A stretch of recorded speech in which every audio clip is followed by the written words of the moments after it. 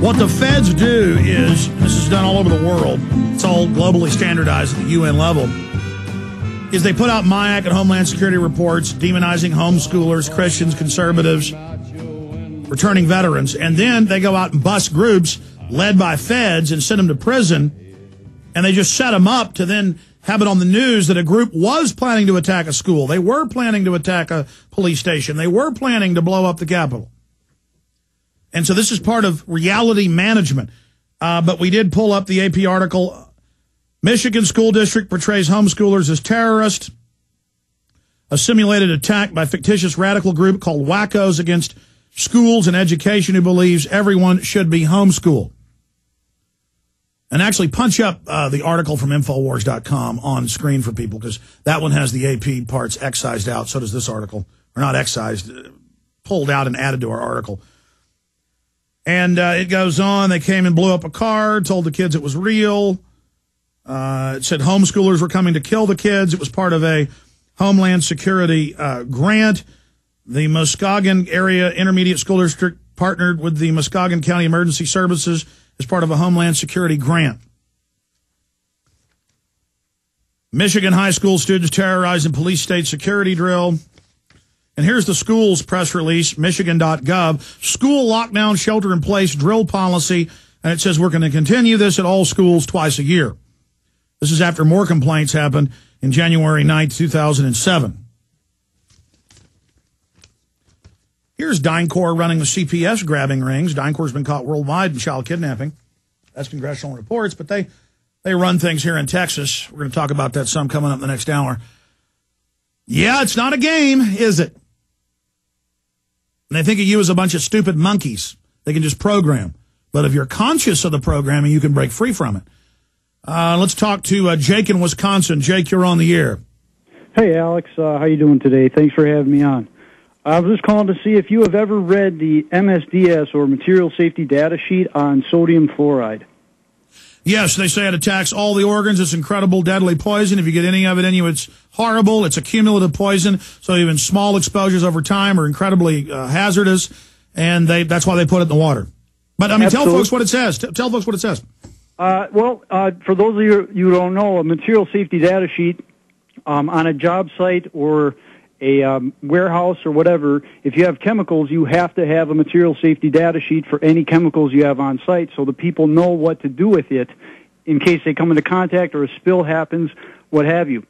Okay, the first part is relatively benign, but when you get to the fourth page, section 11, it starts talking about toxicological information, routes of entry, inhalation, and ingestion.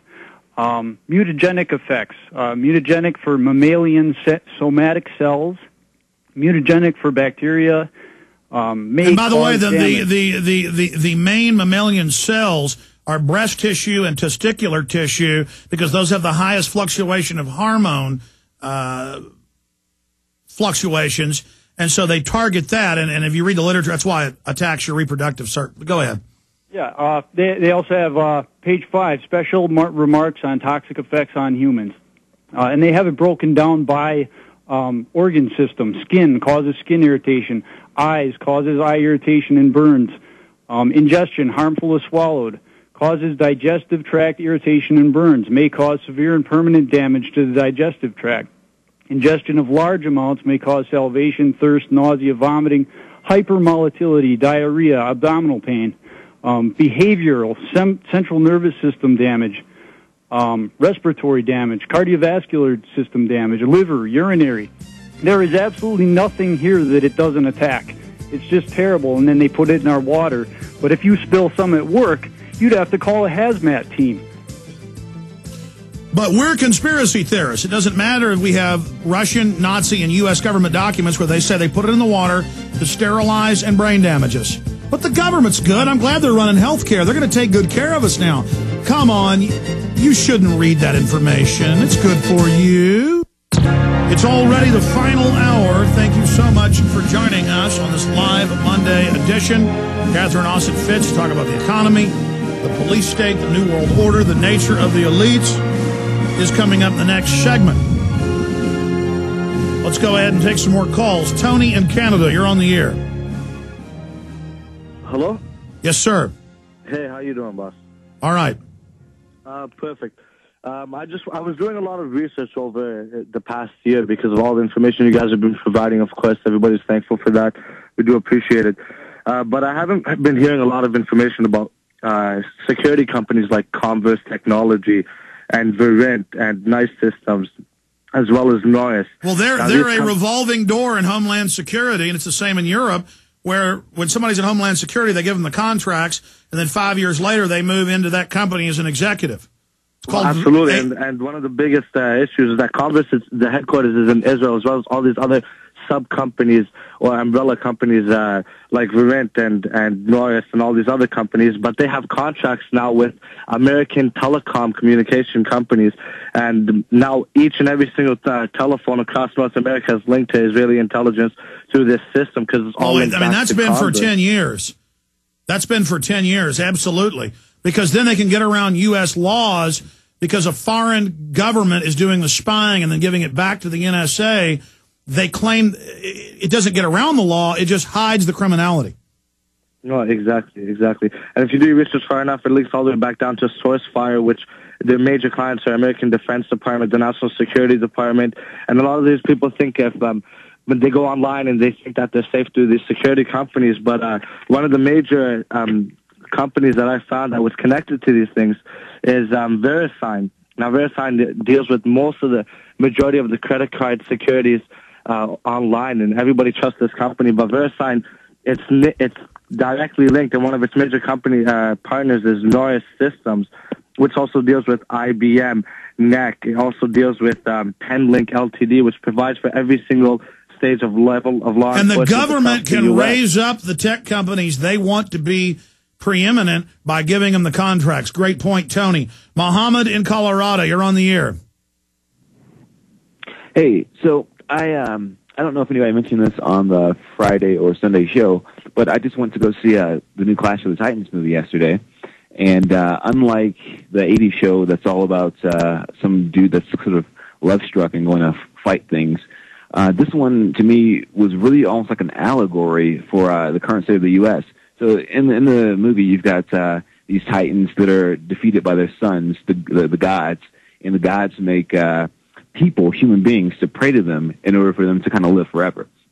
And so the people become very distraught with the tyranny of the titans and kind of rebel, and so they release this kraken that's supposed to kind of put the people back in check. And halfway through the movie, I immediately thought, this is kind of like the U.S. You've got Bin Laden is the Kraken, absolutely. Right.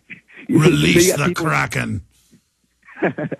You've got people who fled from England, the tyranny in England, and so these are represented by the gods, and so the gods set up a government. They have for the people, and you're supposed to pay your taxes to the government. And right now, in the current state, the government's becoming tyrannical. And so people are just kind of taking a stand, saying, no, we're not going to really put up with this tyranny. And so the government's like, release the Kraken, onto the people.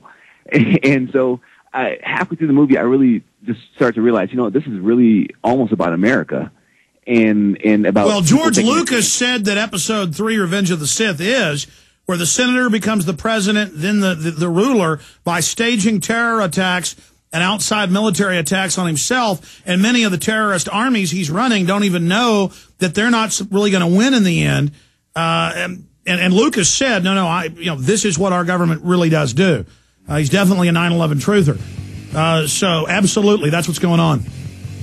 Yeah, so I just want to throw that out there. Anybody that wants to take a moment, relieve yourself of some stress. Was it a good movie overall? Overall, it's a pretty good movie. And it's that message, that allegory is very overt, so it doesn't take a lot of digging to really realize that. So it's worth checking out. It's entertaining. Well, I don't watch a lot of films, but I may have to go watch it so we can do a review here. Plus, I like escapism occasionally.